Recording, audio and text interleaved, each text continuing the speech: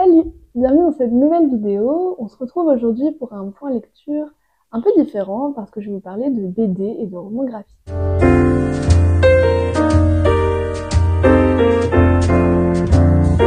En mai, j'ai eu une pulsion à un moment donné. Je suis allée à la bibliothèque et j'ai dévalisé tout ce que j'ai trouvé au niveau des BD et des romans graphiques biographiques. C'est-à-dire qui racontent les vies de personnes de manière plus ou moins romancée. Il s'agit de personnes dont je connais déjà plus ou moins la vie. Donc certaines personnes, j'en avais jamais entendu parler, d'autres, je les connais plutôt bien.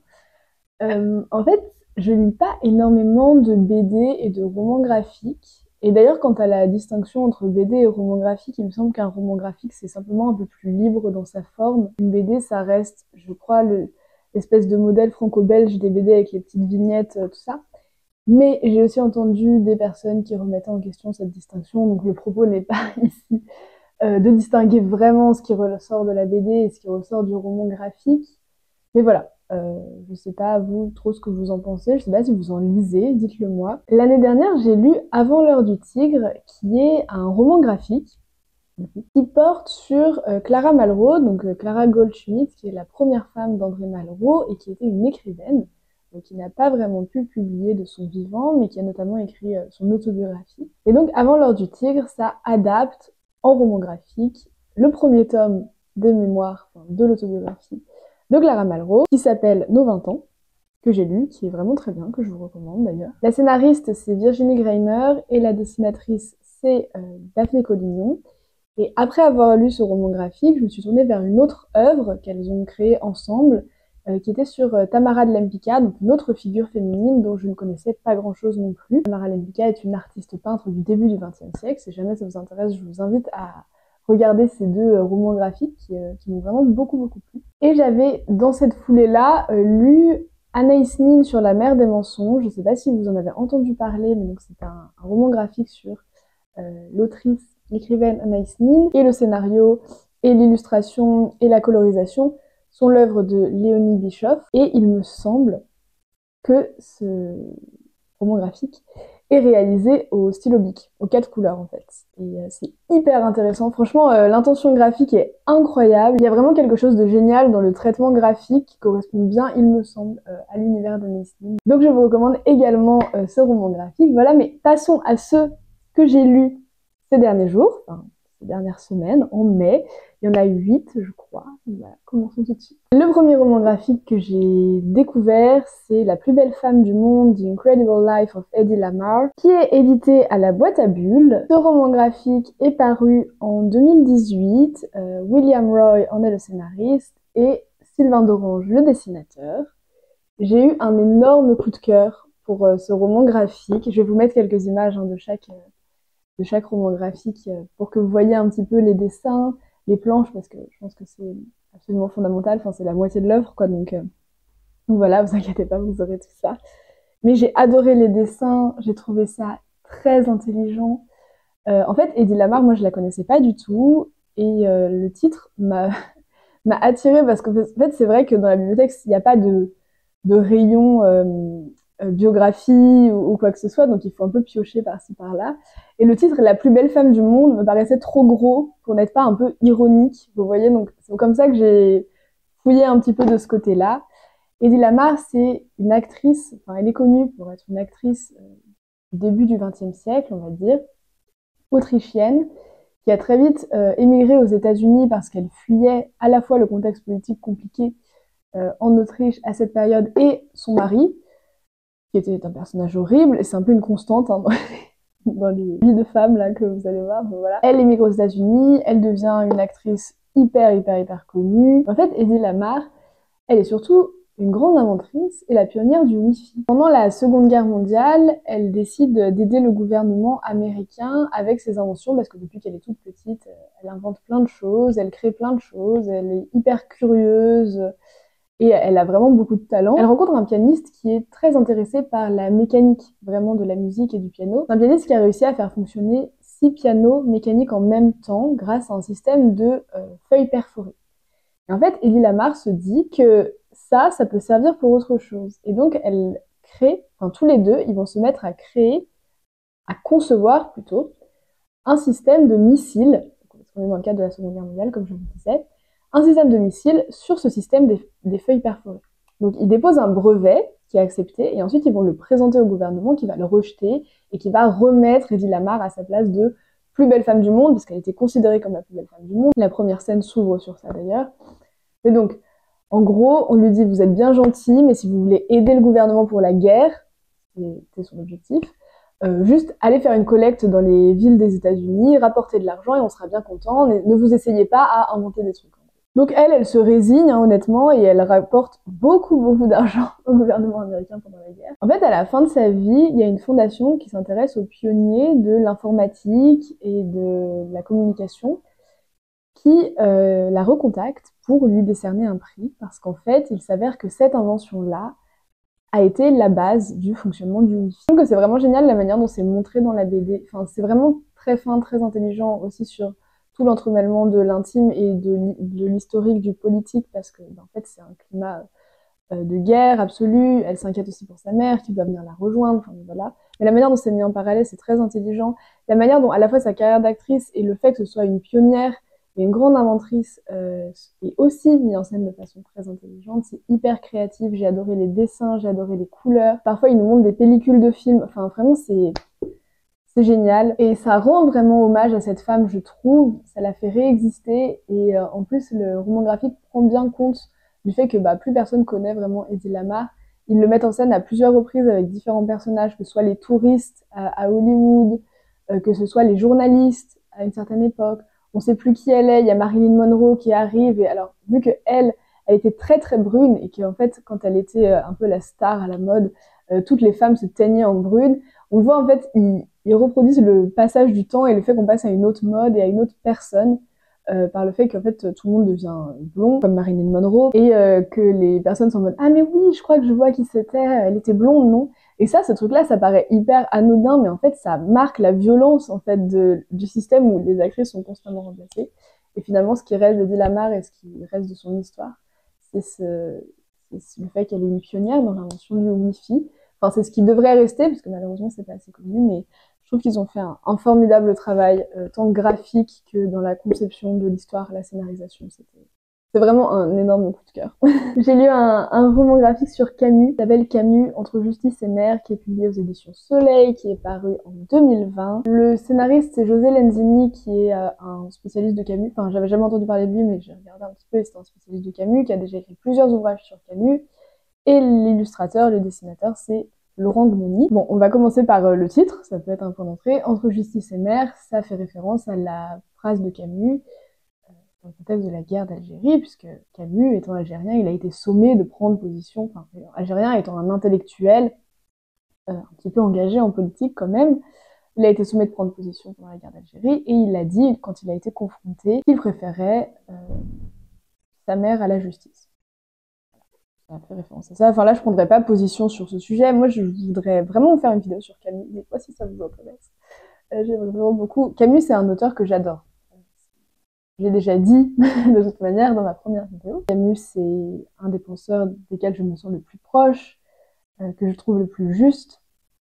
Et en fait, je connais très bien Camus. C'est aussi ça, je pense, qui m'a peut-être gênée dans cette BD, qui n'est pas un mauvais roman graphique, on va dire, parce que pour le coup, là, on est assez libre dans la forme. En même temps, c'est très sage, c'est très linéaire. On a la vie de Camus de A à Z. C'était aussi le cas dans la BD sur Hedy Lamarr. Donc, on a sa vie de A à Z. Bon, moi, j'ai lu Le Premier Homme.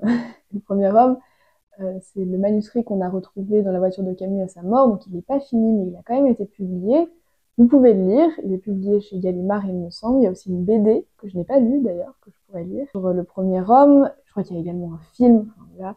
C'est un très beau texte, qui m'a beaucoup ému, qui n'est pas fini. Donc si vous êtes frustré par les œuvres pas finies, ne le lisez pas.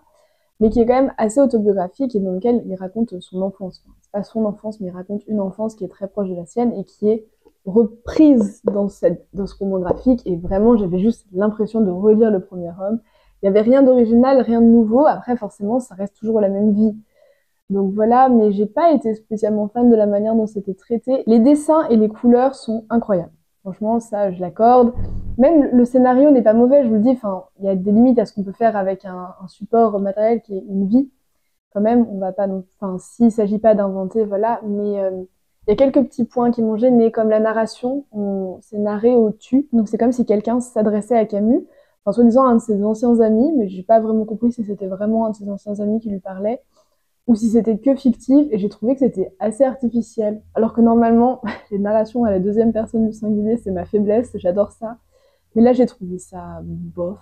Ça crée une relation, mais du coup, ça crée un truc hyper intime, et je pense que Camus pâtit de cette intimité qu'on projette tout le temps sur lui, parce qu'il le permet dans ses écrits, mais du coup, ça participe au fait qu'il soit pas traité sérieusement et comme un auteur sérieux, parce que comme si le seul type de relation qu'on pouvait avoir à Camus était une relation ultra émotionnelle, ben, je pense pas que ce soit le cas, en fait, et je pense que ça lui rend pas service de faire un truc aussi émotionnel. Et un autre point, c'est que une œuvre sur Camus tourne toujours au plaidoyer parce qu'il s'agit de défendre Camus. Et ça, je le comprends, mais du coup, il y avait cet aspect vraiment défense de Camus, c'est-à-dire que pour pas prendre de critique, on va anticiper et on va dire le plus qu'on peut pour anticiper toute critique. Et ça, c'est un ton qui me plaît pas plus que ça.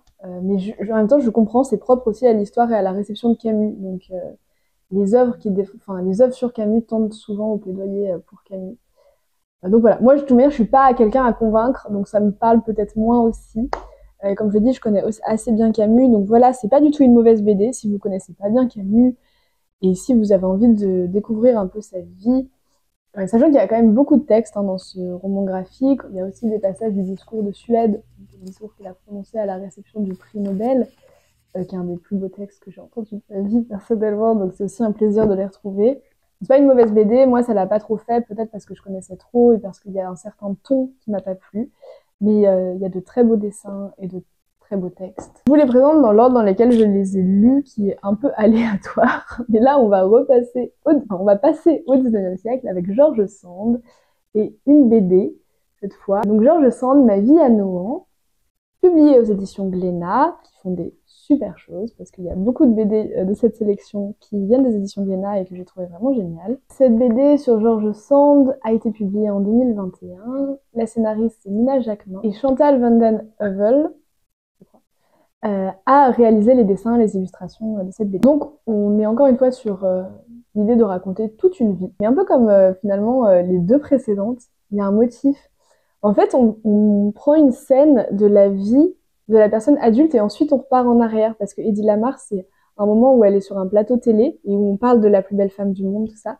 Et ensuite on revient à sa vie au début.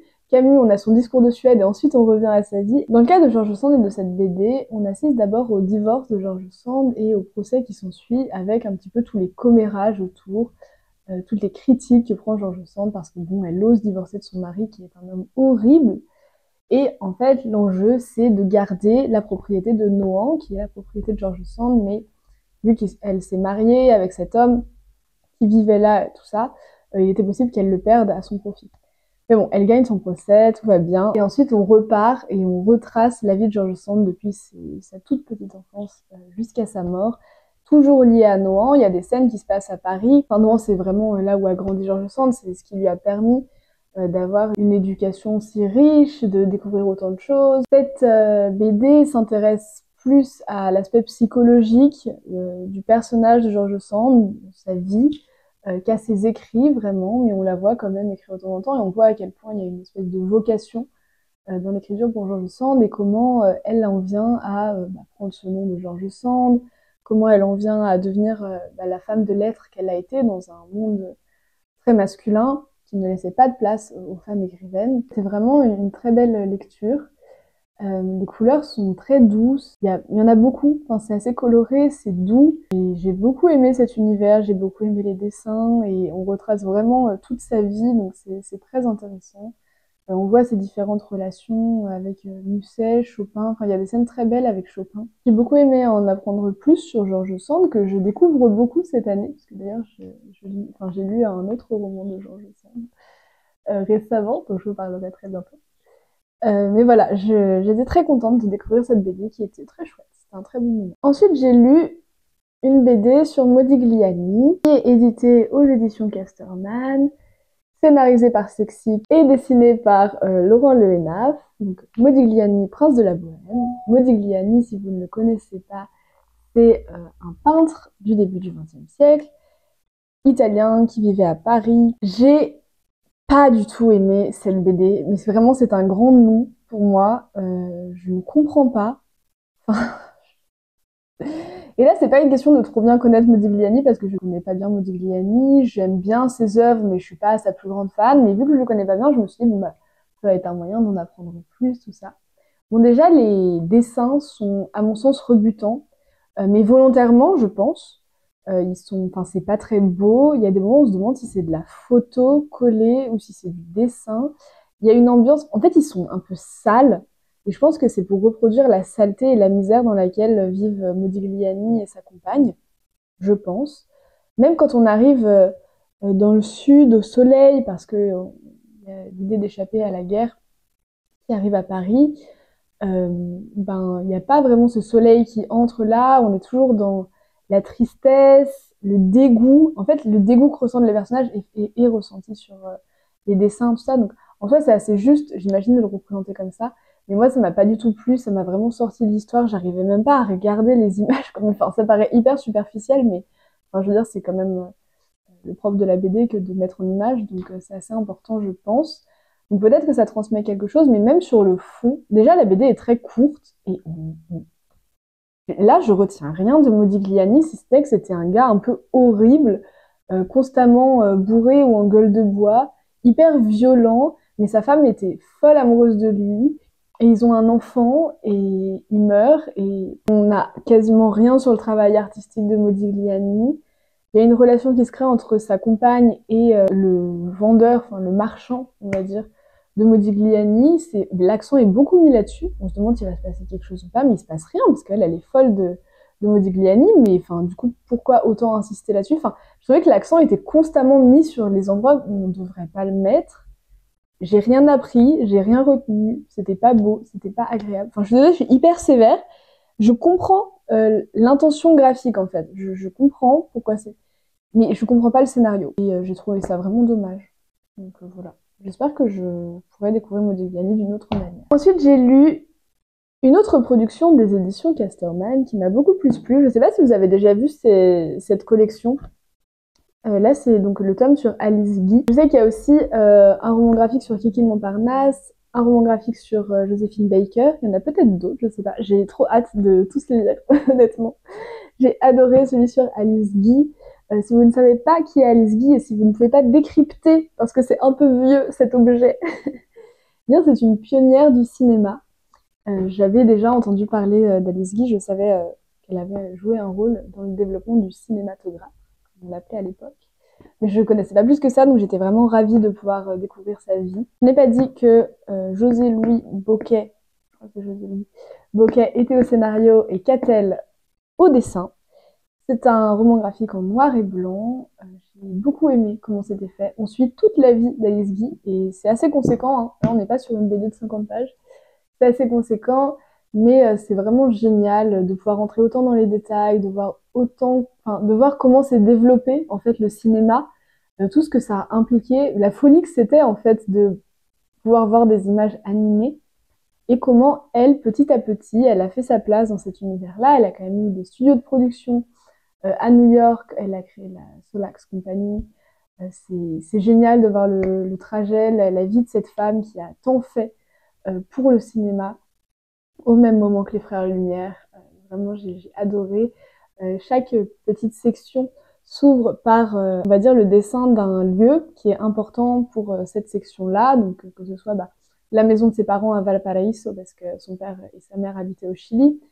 Ils ont ensuite été ruinés. Enfin, elle aussi, ensuite, elle partira en Amérique et elle sera ruinée. Mais voilà, il y a un schéma qui se répète. J'ai trouvé ça hyper chouette. Et en fait, c'est très triste de voir qu'à la fin, même elle, à la fin de sa vie, elle se rend compte que personne ne sait ce qu'elle a fait pour le cinéma, même si elle a eu un petit peu son heure de gloire, même si elle a été quand même connue et reconnue pour ce qu'elle a fait.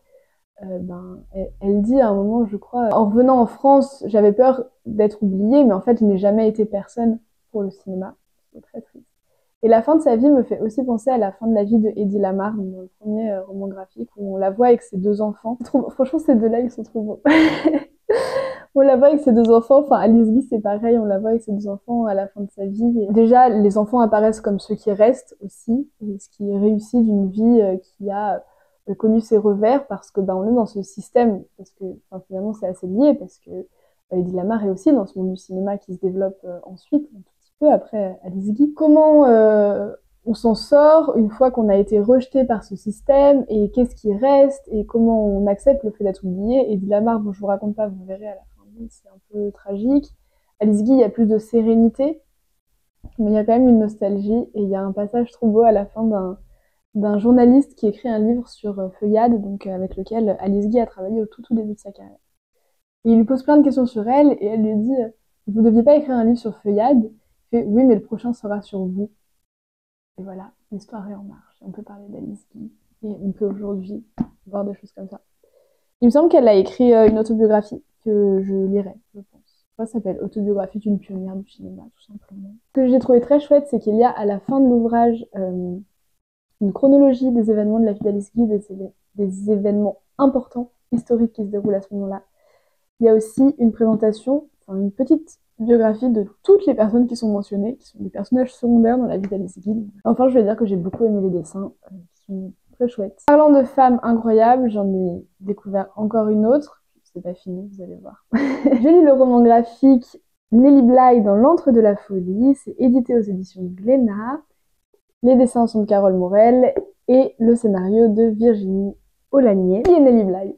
Nelly Bly, c'est une pionnière, encore une fois, du journalisme d'investigation. Dans ce roman graphique-là, à la différence des autres, ou peut-être pas de Modigliani du coup, on ne raconte pas exhaustivement une vie de l'enfance à la mort. Là, on se concentre sur un passage de la vie de Nelly Bly, qui est le moment où elle a décidé d'enquêter sur les conditions de vie des femmes dans les hôpitaux psychiatriques, dans les asiles, précisément dans un asile sur l'île de Blackwell à New York. C'est pour ça qu'on est dans l'antre de la folie. Nelly Bly va se faire passer pour folle pour pouvoir intégrer ces lieux qui sont interdits aux journalistes, au public.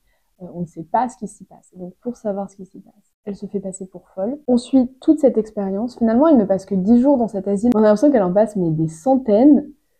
C'est interminable, les conditions de vie sont horribles, mais tant matériellement, parce qu'ils ont froid, ils ont faim, pardon, on parle des femmes, hein. Parce qu'elles ont froid, elles ont faim, elles ont aucun soutien psychologique, il n'y a rien qui va concrètement, elles sont frappées, elles sont maltraitées, elles sont insultées constamment, on fait pas attention à elles, et en fait elles développent leur folie dans ce lieu-là.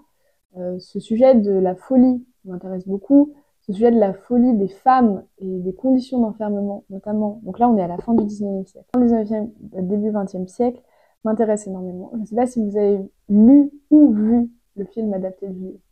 Le bal des folles, que moi j'avais beaucoup aimé, qui est très intéressant par rapport à ce sujet-là. Une autre recommandation qui n'est pas si proche que le bal des folles l'est de cette BD et de la vie de Nelly Bly, enfin de ses enquêtes en tout cas, mais qui traite aussi de la condition féminine et de la folie. C'est Le papier peint jaune ou La séquestrée de Charlotte Perkins Gilman, que je vous recommande, qui est une nouvelle qui est très intéressante sur la manière dont le système enferme les femmes et les plonge dans la folie. Là, l'enquête de Nelly Bly met aussi en avant le fait que les familles pour lesquelles une femme est une charge économique, financière, les mettent à l'asile pour juste pas avoir à payer.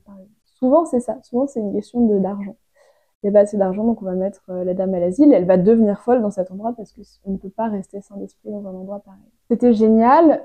En parallèle de cette expérience, donc on la voit entrer dans ce monde-là, se faire passer pour folle, entrer dans ce monde-là. Il y a des retours sur sa vie, sur qui elle est, son enfance, et d'autres enquêtes qu'elle a menées, notamment au Mexique, aussi la manière dont elle essaie de se faire une place dans un monde qui est exclusivement masculin, où on ne veut pas d'une femme journaliste, on ne veut pas d'une femme écrivaine.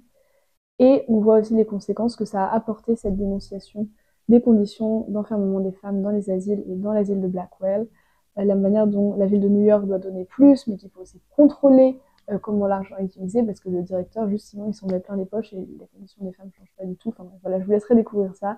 À la fin, on a aussi la vie de famille de Nelly Bly, les personnes qu'elle doit finalement faire manger, tout simplement, et c'est aussi pour ça qu'elle travaille. Elle est pas féministe, elle s'est pas déclarée féministe et elle s'est pas rapprochée des mouvements féministes, ces enquêtes, ces œuvres qui constamment s'intéressent à la place des femmes, aux conditions des femmes, parce que c'est pas que dans les asiles, hein, c'est aussi par exemple à l'usine, bien tout ça participe à faire d'elle quand même une figure féministe, et si elle le rejette, au moins une figure d'une personne qui s'est intéressée aux plus démunis, aux minorités, aux plus faibles, et qui a essayé de faire avancer les choses pour eux, plutôt de transformer la réalité. Je vous le conseille, il y a une très chouette interview de et la scénariste et la dessinatrice à la fin, qui permettent d'en voir plus, d'en apprendre plus sur comment se passe la collaboration entre ces deux parties, et tout simplement comment on crée une BD, comment on crée un roman graphique, comment est-ce qu'on prend la vie de quelqu'un comme Nelly Bly, qu'on connaît ou pas avant, et comment on en fait quelque chose. Les dessins sont géniaux,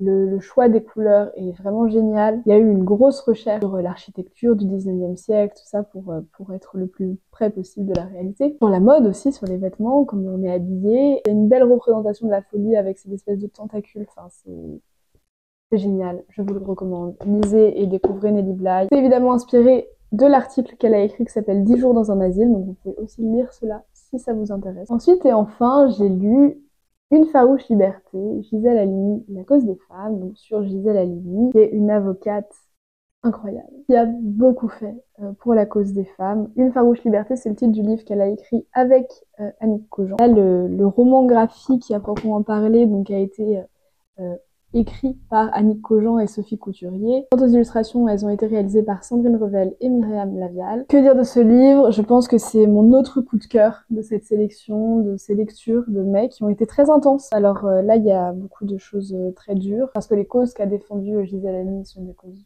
difficiles. Gisèle Halimi est tunisienne. Elle est devenue avocate, d'abord à Tunis. Enfin, elle a fait ses études à Paris, elle est revenue en Tunisie pour exercer, et ensuite elle a fait des allers-retours entre Alger et Paris, un assez long moment pendant la guerre d'Algérie, où elle a notamment défendu Djamila Boupacha. On parle en tout cas beaucoup de viols, de violences sexuelles. Il y a aussi tout le procès de Bobigny sur l'avortement. Moi, c'était comme ça que je connaissais Gisèle Halimi. Ce procès qui a été volontairement très médiatisé par Gisèle Halimi pour en faire le procès de la loi de 1920 sur l'avortement, qui pénalise en fait l'avortement, et qui aussi ressort d'un viol. Donc voilà, il y a ce livre tourne autour de ces sujets, parce que la vie de Gisèle Halimi a tourné autour de ces sujets, a tourné autour de ces causes à défendre. Elle s'est toujours battue pour les femmes. C'est une personne extraordinaire. Dès sa petite enfance, s'est insurgée contre les différences entre les filles et les garçons, le fait qu'elle, on lui faisait tout le temps faire les... Enfin, c'est aussi bête que ça, mais on lui faisait tout le temps faire les tâches ménagères, on lui faisait faire le lit de ses frères, tout ça, pendant qu'il s'amusait. Son père était dépité, mais dépité d'avoir une fille. Elle pouvait pas faire d'études. Enfin, elle a dû se débrouiller toute seule, tout le temps, pour arriver là où elle en a été, et elle s'est constamment battue. Elle est tellement courageuse et tellement forte, et tous ces procès qu'elle a médiatisés, elle a fait vraiment le procès médiatique de l'avortement, le procès médiatique du viol. Elle a fait avancer les choses sur beaucoup de points. Elle a fondé l'association Choisir, qui a beaucoup aidé les femmes. On voit aussi sa relation avec Simone de Beauvoir, qui est très émouvante, et la fin est juste incroyable. Et on voit à quel point une vie ça passe, et il n'y a pas assez d'une vie pour faire tout ce qui reste à faire, mais c'est quelqu'un de très inspirant. Et je vous propose un petit bonus qui n'est pas à proprement parler biographique, dans le sens où c'est pas sur une vie d'une personne, c'est sur un événement, et c'est un petit peu romancé dans la manière dont c'est conçu. Il s'agit du roman graphique sur le manifeste des 343. Donc le manifeste des 343, c'est le manifeste des 343 femmes qui ont avoué avoir avorté, qui a été publié dans le journal Le Nouvel Observateur en 1971, qui a mené à la loi légalisant l'IVG portée par Simone Veil au gouvernement. C'est magnifique, cette histoire. Enfin, c'est traumatisant, c'est beaucoup de choses, c'est dur, mais revenir sur la création de ce manifeste, de cet acte-là, qui a sauvé la vie depuis des années et des années de tellement de femmes. C'est trop beau de voir comment des personnes connues et des personnes anonymes se sont engagées. On voit dans la BD sur Gisèle Halimi que ça a été très difficile ensuite pour les femmes plus anonymes qui ont pu perdre leur poste, par exemple, à cause de ça, parce qu'on est dans un climat où vraiment l'avortement, c'est pénalisé, mais vous allez en prison, quoi. Et les femmes qui ont avoué avoir avorté, qui n'ont pas toujours avorté. Simone de Beauvoir, par exemple, n'avait pas avorté, et elle l'a signé, c'était le symbolisme finalement qui comptait.